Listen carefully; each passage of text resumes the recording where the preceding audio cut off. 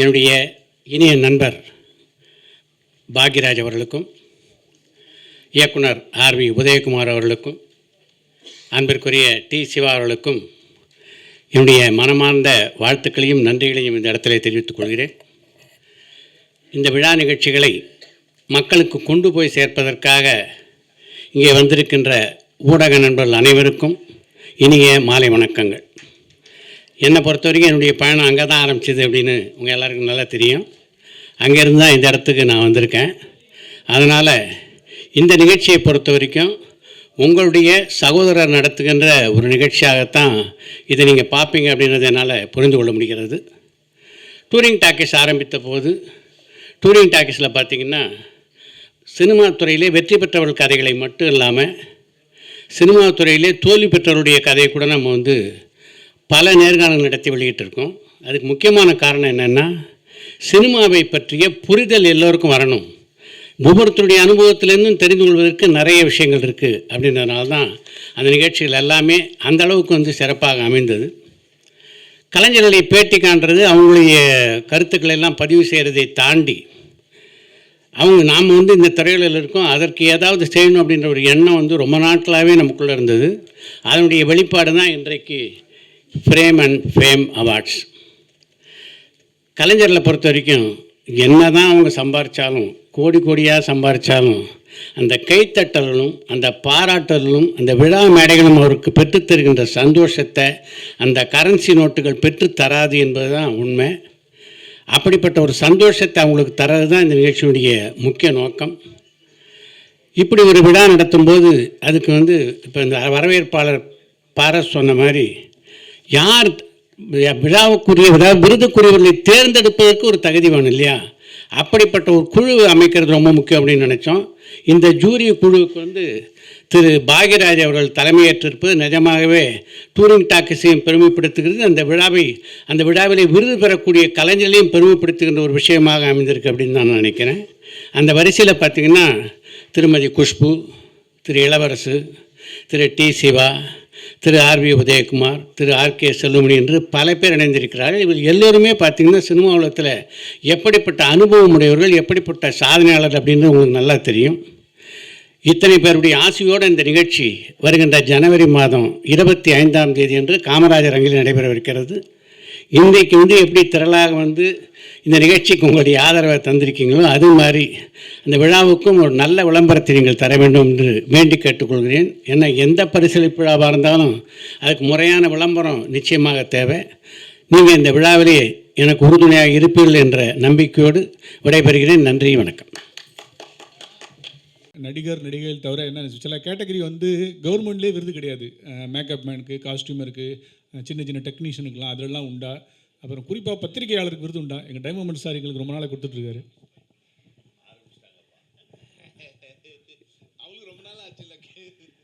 என்னுடைய சினிமா வாழ்க்கையை பொறுத்த வரைக்கும் நான் எங்கே ஆரம்பித்தேன் உங்களுக்கு நல்லா தெரியும்.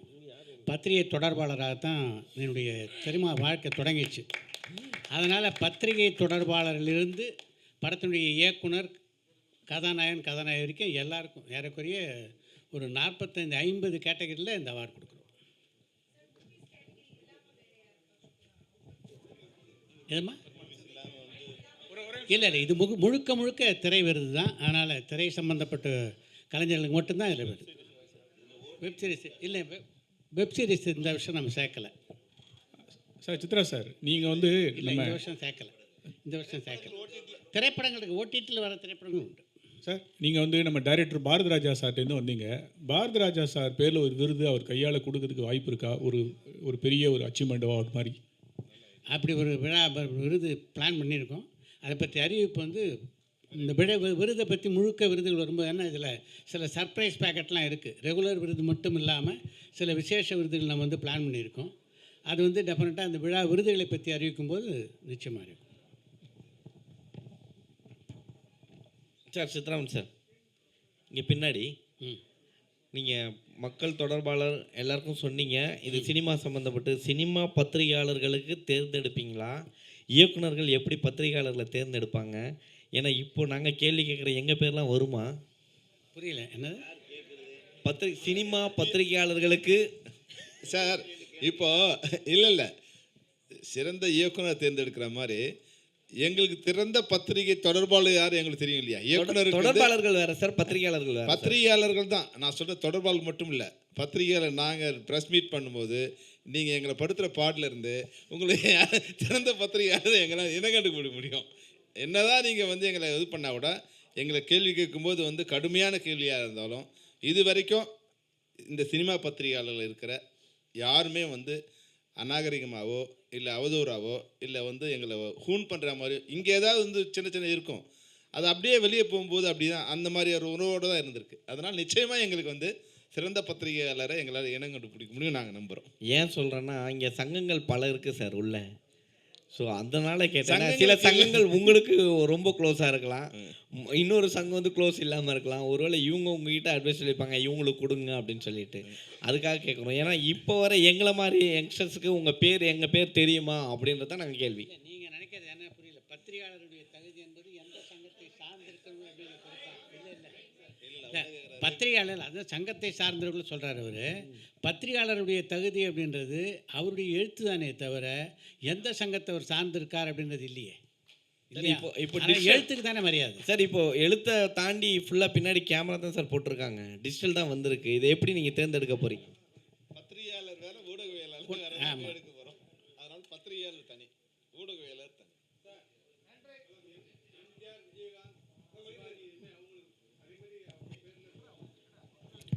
எம்ஜிஆர் பேர்லேயும் சிவாஜி பேர்லேயும் ஏற்கனவே நண்பர் பாபு வந்து விருதுகள் வழங்கிக்கிட்டு இருக்காரு இல்லையா? அது வந்து நம்ம கன்சிடரேஷனில் இருக்குது. சித்ரா சார் இங்கே சார் நீங்கள் கிட்டத்தட்ட 40 வருஷமாக இருக்கீங்க, 4 டிக்கெட்ஸ் மேலே இருக்கீங்க. ஸோ இந்த ஃப்ரேம் அண்ட் ஃப்ரேம் இவ்வளோ டிலே ஆகிறதுக்கு காரணம் என்ன? நீங்கள் முன்னாடியே ஸ்டார்ட் பண்ணியிருக்கலாம்ல, ஏன் உங்களுக்கு தோணவே இல்லை? இப்போ தோன்றதுக்கு காரணம் என்ன?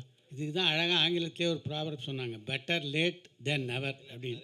அது மாதிரி ஏன் இந்த விருது வழங்குற விழாவை பொறுத்த வரைக்கும் வந்து நீங்கள் செல்வமணி சொல்கிற மாதிரி இப்போ தான் அதுக்கு ஒரு கேப் வந்திருக்கு அப்படின்னு சொல்கிறாப்புல, அது ஒரு காரணம். இன்னொன்று, இந்த விருது வழங்கு விழா அப்படின்றது இருக்க அது ஒரு மிகப்பெரிய டாஸ்க். அதில் கால் வைக்கலாமான்னு ஒவ்வொரு வருஷமும் யோசித்து இந்த வருஷம்தான் துணிச்சலோடு இறங்கியிருக்கோம். ஏன்னா அதுக்கு முன்னாடி மிகப்பெரிய உழைப்பு தேவைப்படுது. இப்போ அது இந்த வருஷமே இது சாத்தியமாக இருக்குன்னா இந்த நண்பர்கள் இத்தனை பேர் சொன்னாங்களே இங்கே நாங்கள் உங்களுக்கெல்லாம் பக்கத்துணையாக இந்த விருது வழங்கும் விழாவில் இருப்போம்னு, இந்த நண்பர்கள் கூட்டம் தான் இதை சாத்தியப்படுத்தியிருக்கு ஆக்சுவலாக. சார் பாக்யராஜ் சார், இதோ இங்கே பின்னாடி சார் என்ன சொல்லுங்கள் சார். இல்லை, இப்போ நீங்கள் பழைய படம்னா கதையை தேர்ந்தெடுத்து அழகாக இது வந்து ஒளிப்பதிவு, இது வந்து அழகாக எடிட்டிங் அப்படின்னு சொல்லிடுவீங்க, கதையை அழகாக பண்ணியிருக்காங்கன்னு சொல்லிட்டு. ஆனால் இப்போ வர படங்கள் பார்த்தீங்கன்னா சமீபத்தில் டியூடு பேசக்கூடிய பொருளாக மாறுச்சு. இது ஒரு படமா, இந்த படத்தை ஏன் எடுத்துகிட்டு வந்தீங்க? ஆனால் அந்த படம் 500 கோடி வசூல் அடிச்சுது. அது கூடயே பைசன் ஒரு படம் வருது, அதை வந்து ஜாதி ரீதியாக இது பண்ண ஆரம்பிக்கிறாங்க. ஸோ நீங்கள் எடுக்கக்கூடிய சினிமாவை சார்ந்து இங்கேயே 2ஆக பிரிச்சுட்டாங்க. ஸோ அப்படி இருக்கும்போது நீங்கள் எந்த பார்வையில் அந்த படத்தை வந்து தேர்வு செய்ய போகிறீங்க? இது ஜூரிஸ்கிட்ட எல்லாம் வந்து அப்புறம் தான் என்கிட்ட வரும். அதனால் இவங்க தான். ஏன்னா இங்கே ஃப்ரேம் அப்படி தான் சார் போயிட்டுருக்கு. ஃப்ரேம்னு இங்கே சினிமா இல்லை, இங்கே ஜாதி டு ஜாதி அப்படின்னு தான் கொண்டு வந்துட்டுருக்காங்க. ஸோ அதுக்காக தான் இந்த ஜூரி வந்து அவர் பார்க்க பார்வை சினிமா அப்படின்னு பார்க்குறாரு. பட் ஆனால் கொடுக்கும் பொழுது இவருக்கு கொடுத்துட்டிங்களே, இதுக்கு ஏன் கொடுக்கல அப்படின்னு வரும்.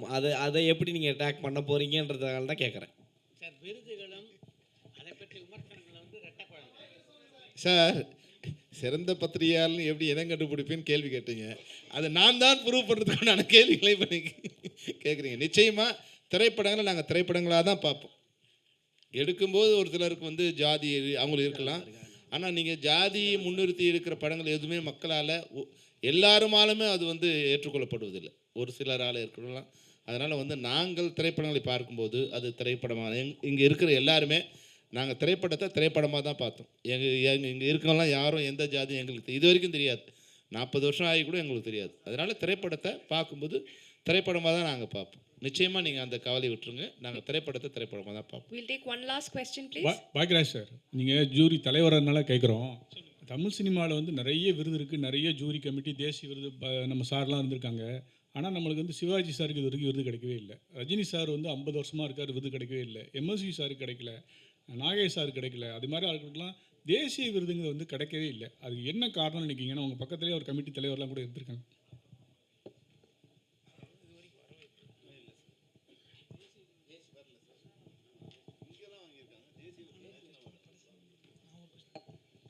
இது ஏன் தேசிய விருது கொடுக்கலன்னு நம்ம எப்படி எனக்கு புரியல, எப்படி சொல்கிறதுன்னு சொல்லி. அதாவது ஒரு பெரிய பிரச்சனை என்னென்னா, நம்ம இங்கே ரசித்து கொண்டாடுற திரைப்படங்கள் இருக்கு. அந்த திரைப்படங்கள் சமயத்தில் தேசிய விருதுக்கு அந்த வருஷத்துக்கு அனுப்புகிறதே இல்லை. அது யார் தப்புன்றது தெரியாது. இப்போ அவங்க அறிவிக்கிற தேதிக்குள்ளே நம்ம அனுப்பணும். அது சப்போஸ் அந்த நடிகருக்கும் தயாரிப்பாளருக்கும் பிரச்சனையாக இருக்கலாம், அந்த நடிகருக்கும் டைரக்டருக்கும் பிரச்சனையாக இருக்கலாம். இது ஏதோ கேட்டால் போகிற படம் கலெக்ஷன் ஆகிடுச்சின்ட்டு படத்தை தூக்கி போட்டு அந்த டைமில் அப்ளிகேஷனே போடாமல் விட்டுறாங்க. நிறைய படங்கள் அப்படி தான் மிஸ் ஆகுது. நான் ஒரு தேசிய விருது கமிட்டியில் இருந்ததுனால சொல்கிறேன். நான் நீங்கள் பார்த்து ரசித்த நிறைய படங்கள் வரலை. ஏன்னா அது என்ட்ரியில் இருந்தால் தானே, இப்போ அப்ளிகேஷன் போட்டால் தானே நம்ம போட்டிக்கு எடுத்துக்குவாங்க. ஸோ அது ஒரு பெரிய விஷயங்கள் இருக்குது. அதனால் இதை வச்சு நம்ம சொல்ல முடியும், ஏன் சிவாஜி சாருக்கு கொடுக்கல. சிவாஜி சார் வாங்கிட்டாரு, தேசிய விருது வாங்கலையா? தாதா சாஹேப் அந்த மாதிரி ஒரு அதையெல்லாம் கடந்த ஒரு விருது கொடுக்கறதுக்காக அவர் அந்த மாதிரி தான். அந்த காலத்துலலாம் நிறைய படங்கள் வந்து விருதுக்காக அனுப்பலை. அது ஒரு சாரார் மட்டும்தான் இந்த விருதுக்கு படம் எடுக்கிறவங்க அப்படின்ற மாதிரி வச்சு அவங்க மட்டும் போட்டு அவங்க மட்டும் வாங்கிட்டு இருந்திருக்காங்க. எல்லா படமும் இப்போ தான் வந்து கமர்ஷியல் படங்களுக்கு விருது கொடுக்க ஆரம்பிச்சிருக்காங்க. இப்போ வந்து இந்த ரிஷப் ஷெட்டிக்கு கொடுத்தாங்க. போன வருஷம் நம்ம அல்லு அரவிந்த் அல்லு அர்ஜுனுக்கு கொடுத்தாங்க. ஸோ அந்த மாதிரி கமர்ஷியல் படம் இப்போது நம்ம தம்பி ஒரு தனுஷ் அவர்களுக்கு கொடுத்தாங்க. இதெல்லாம் வந்து இப்போ தான் கமர்ஷியல் ஹீரோக்களுக்கு கொடுக்க ஆரம்பிச்சிருக்காங்க. அது வந்து நம்மெல்லாம் போய் கொடுக்குற அழுத்தம் காரணமாக நடித்தா கமர்ஷியல் படம்னா இது என்னென்ன நடிப்பு நல்லா நடிச்சிருக்காரான்றது மட்டும் பாருங்கள் அப்படிங்கிற ஒரு வகையில் நம்ம பண்ணுறாங்க. சார் இது நேரடி தமிழ் படங்கள் மட்டும்தானா சார், இல்லை பேன் இண்டியா மூவிஸ் அந்த மாதிரி இதெல்லாம் கணக்கில் எடுத்துப்பீங்களா? அது மாதிரி டப்பிங் கலைஞர்களுக்கெல்லாம் விருது இருக்கா சார்? நேரடி தமிழ் படங்கள் தான். அதாவது இங்கேயா இல்லை, நேரடி தமிழ் படங்கள் மட்டும்தான் இதில் பங்கு பெறும். டப்பிங் கலைஞர்கள் இருக்கா சார்? இருக்காது. All right, thank you all once again, and our heartfelt gratitude to our esteemed jury members for taking the time out and making it today. Mikka nandri, sir, and to our dear press and media for your constant